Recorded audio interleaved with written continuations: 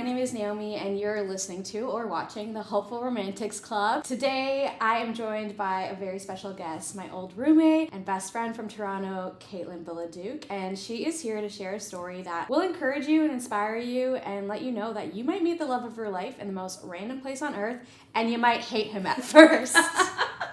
Sorry, Sean, we love you now. To begin, we would love to hear a little bit about your dating journey and your dating history and how you got to where you're at right now. Yeah, absolutely. So, I've always been a sucker for love. I always knew I wanted to be in a relationship, just didn't really know how. My dating journey began just after high school. I had a couple of serious relationships, and then I kind of met another guy shortly after that in my early 20s. After that one didn't work out, just really felt like I had a lot of work to do. I felt like I wasn't attracting the right people. Just really wanted to focus on me in my 20s and an opportunity to live downtown with my best friend and really lived it up. Had a really amazing time, but yeah, always knew I wanted to be in a relationship. And then in my late 20s, one landed in my lap. So in the middle of nowhere in Thailand. And really pursued you. We'll get into that story soon. I feel like it was cool because we definitely were in the same season. We lived our single lives together for almost 4 years in Toronto in our mid to late 20s. But I was very much, as you know, didn't go on a single date. But you did, put yourself out there in minor ways and go out on a couple dates. So yeah, do you want to share a little bit about that experience even? I'm gonna just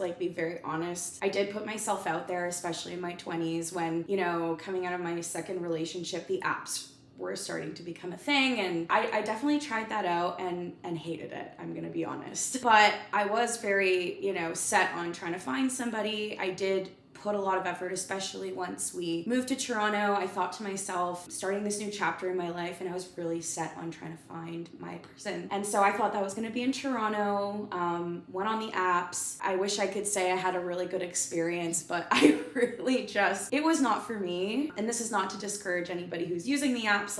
My sisters both found their people on an app. But yeah, it was just kind of dud after dud after dud. And then I just realized, you know what? I'm going to just stop doing this for a while. I think I have to focus on myself. And so after kind of pursuing my passions, really focusing on my friendships and just healing as well, the apps were definitely necessary for practicing, as I like to call it, when the time came inevitably that I met the one. Mm-hmm. Yeah, and Katie has always been one of the people in my life who would encourage me to go on dates because, again, I was waiting around for the perfect guy to come into my life, and Katie was like, no, going on dates allows you to meet new people, discover what you like, discover what you have to bring to the table. And so now that I've finally done it, and again, timing is everything because I don't think I was ready in Toronto. I was not interested in Toronto. I didn't want to stay in Toronto or meet someone that would tie me there. So now that I'm in LA, in a city that I feel is home, it makes more sense. And also I was able to do all that healing that made me confident enough to date, right? Yeah. Because I think that's important. Of course. And even for me, looking back, I always said to myself, so full disclosure, my fiance is from New Zealand and he's now living with me in Toronto, which I'm really grateful for.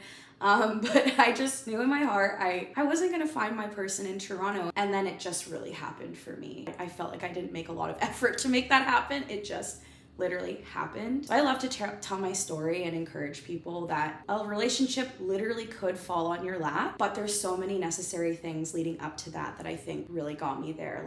Again, the emphasis on trying to heal yourself, get to know yourself, love yourself. You don't have to fully be there yet, but in doing that and making that effort and putting that intention out there, it really just attracts that person. It makes you magnetic and it brings the right person to you. I always say that God truly cares about the desires of our heart, and so you always have that desire. I don't think I'm gonna be with a Canadian guy, and I would love to meet him in real life. And even that's my story as well. As I'm on these apps, I'm definitely learning and growing, but still deep down I feel I'm gonna meet him in person. And so Katie's just living proof that it can happen that way. So even if that's in your heart and you're I'm gonna have to settle for someone on an app, I don't believe that. I really don't. Absolutely. And you could it could end up being that way if it's the right person, and really just believing it. I believed it in my heart, even prayed about it, and that I would find my person doing the things that I love, and that's truly how it happened for me. And he pursued me really hard. Yeah, do you want to get a little bit into that? Because this was a very crazy journey for sure. Yeah, so just kind of the Coles notes, we had met literally in the middle of nowhere. I'm talking no electricity, no cell service. We were on a Kentucky tour, Naomi and I. It was our group, and then another group had joined us on this floating raft. You know, Naomi, as I'm coming out of the water, comes up to me and she's like, you have to meet this guy. He is literally crazy. Yeah. Our groups like kind of met while Katie was in the shower, and the first thing he does is like come to us. And he's like, you guys go to see. That was the worst New Zealand accent ever. But he's like, yeah, he's like, you guys got to see my butt tattoo. And he shows it to us, and then he goes off on like this crazy story, like literally one of the funniest people I've ever met. But yeah, I'm like, Katie, you have to meet this guy. Like, he's hilarious. But the funny thing is I was terrified of him. His energy was so strong. I'm like, oh my God, this guy's a lot. I enjoyed hearing his stories. Like, he was very funny. And again, our encounter was so brief. And it was like in a group setting too. In a group setting. Yeah. It was all fine. It was appropriate for the time as we were traveling. And then yeah, the next day our groups went our separate ways, and a few days or a week later we all met up in Chiang Mai again. And then yeah, that night he had bought all the girls' roses. Do you remember that? He bought all the girls' roses. Oh my gosh. Cast a wide net, I told him. He kind of like interacted a little bit at the bar. Not gonna lie, drinks were had, so I don't remember all of it. We had a few moments where we talked, and then I remember I came back late at night and he had sent me an Instagram message like, I have never met anybody like you before. It was really great getting to know you. And I showed him, I'm like, this guy doesn't even know me. Yeah, we were laughing. We're like, who is he? What a weirdo. I'm like laughing. I'm like, we talked for 2 seconds and added each other on Facebook, and then that was it. And so he was traveling for the last 5 years at this point, and he was going off to another destination. I think it was Egypt. And he literally, from that point on, just messaged me, I think every day. He was telling me about his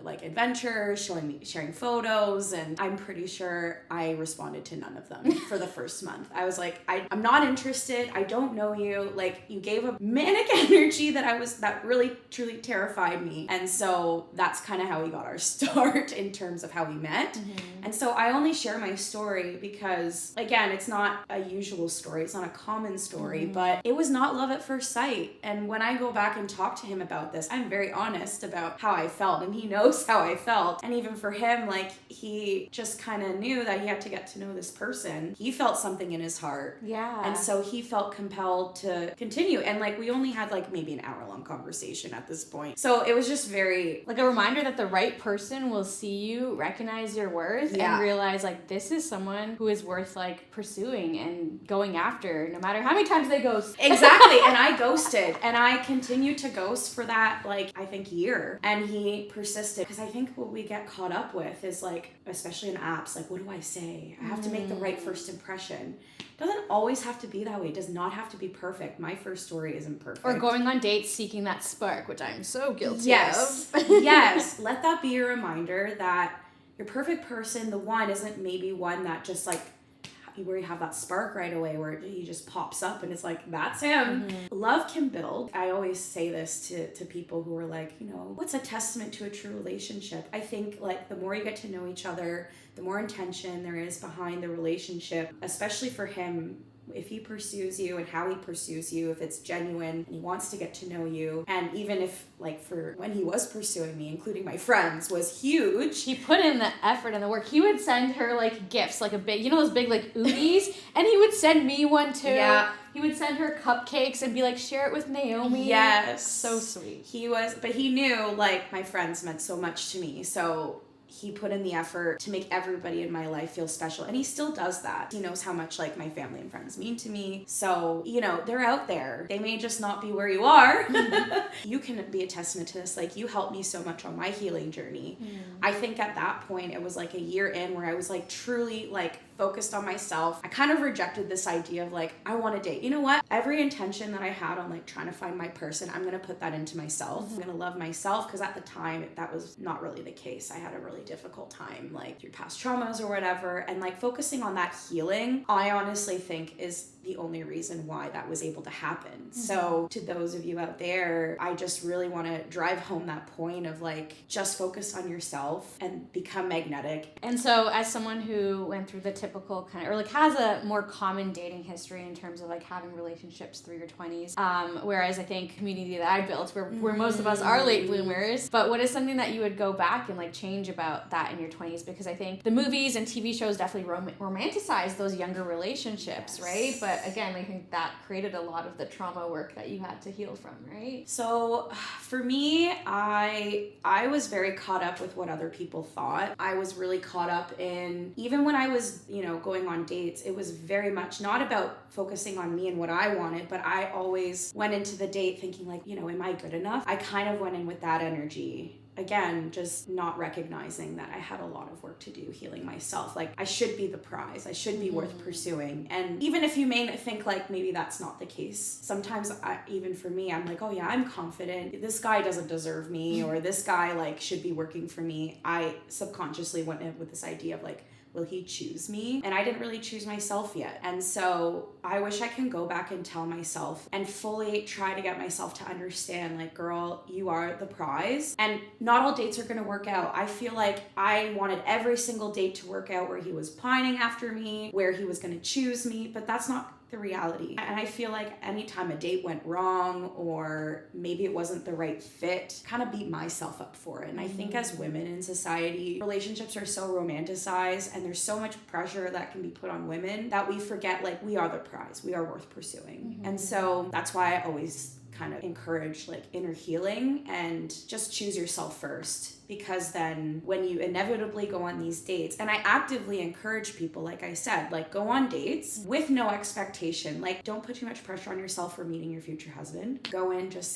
thinking to yourself, I'm just gonna get to know this person, and there's no pressure. Yeah. And it's all practice at the end of the day. If it doesn't work out, it is just practice for when the right person comes along and you're ready to receive them. Kind of understand the skill, because dating is a skill. Yeah. Like it's a skill at the end of the day. So yeah, it's my long way of saying like heal yourself, choose yourself first, and don't think that like when a date goes wrong it's your fault. Yeah, even like my first date, I had such a panic attack, like a physical reaction to a guy just asking me out. Like if that was the right person, if I was like waiting for the perfect guy to come, even with him I would have reacted that way. But now I'm able to like get that practice, so it's way less intimidating. I don't need to even like drink alcohol for cups of confidence before a date and all of that.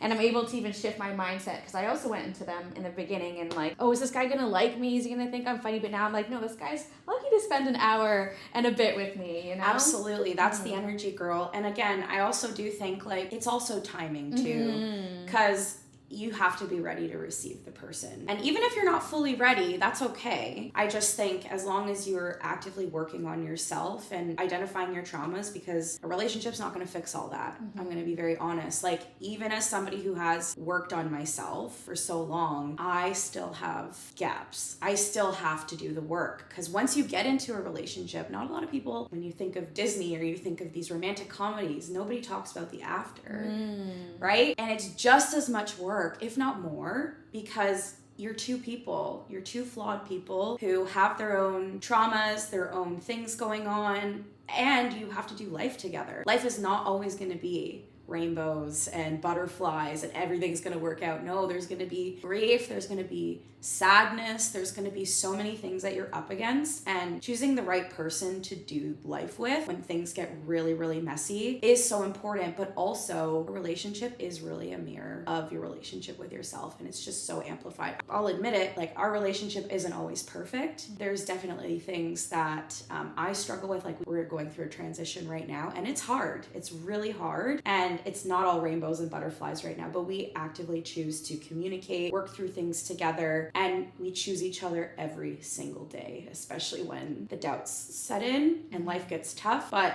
we support each other. That's something that I think people should know too. Yeah, one of my favorite quotes is like, love is a choice and not a feeling, right? And so what is it though about your fiance, like to commit the rest of your life to someone? That's a lot. Like what is it about him that you find is different compared to your past relationships? Or like what made you decide, okay, this is someone worth committing to? He loves me so much unconditionally. We built such a strong foundation of trust, communication, and where he's gotten to know me in my heart. And he was very intentional with that. He actively made that effort, which is not very common, I feel like, at least in my dating experiences. So the fact that he chose me for a year after even I rejected him so many times. But more than that, he just understands like my values and is willing to sacrifice. And even just how he treats like my family and friends. Words are words, but actions are everything. So if you want to know if someone's intentions are true, see the actions behind them. So he's always been an actionable guy, and his actions are always, you know, for the relationship and considering of the relationship in me. Lastly, as well, like problems come up, and so, you know, arguments happen. That's just a way of relationships. You work through things,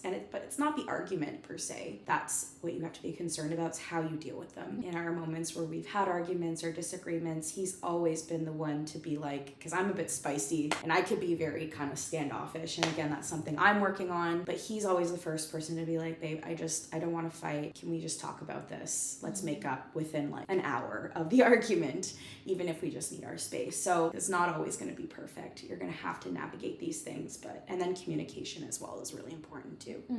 Yeah, no, that is amazing. And again, I'm glad that we were able to share your story, because I feel like a lot of us, and there was even a viral video that was going around where this girl, she works at a bridal shop, and she was saying how like 90% of the brides who come in do meet their significant other on a dating app. And again, that's not to, you know, hate on dating apps. Even my own sister met her fiance on that. Yeah. But this is, again, the hopeful romantics club, and I know a lot of us are hopeful for that meet cute. I mean, sometimes it's not cute, sometimes it's a meet.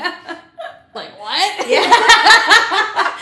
Accurate. But like meeting someone in person is still possible, and so I think Katie's story is just a reminder to like hold on to that hope. Yes, there's still value to being on dating apps and going on dates through dating apps, but just know that you can randomly bump into someone who will like see your worth, pursue you for over a year. And you guys also you had that foundation of a friendship over a year too, which I think is important. Yes, that was so important. Like there was no like physical anything within the first year. Like I firmly believe if you can build up a friendship in the first year and really kind of talk about the things that matter, you can check all the boxes of like, this person is meant for me and I can see myself building a life with this person. If my story is a testament to anything, I mean, again, focusing on yourself, your inner healing, love yourself first, pursue your passions. Like I love traveling, and that's how I met my partner. Just keep doing you, keep doing the things you love. The one thing I will say about the apps is they're great practice for the skill of dating and the skill of like finding your partner, finding your person. Good luck out there, everyone. Yeah, hold on to hope. You got hold this. On to we got this. Yeah. Well, thanks again, Katie. I really appreciate having you, and thank you everyone for listening and watching. Thanks.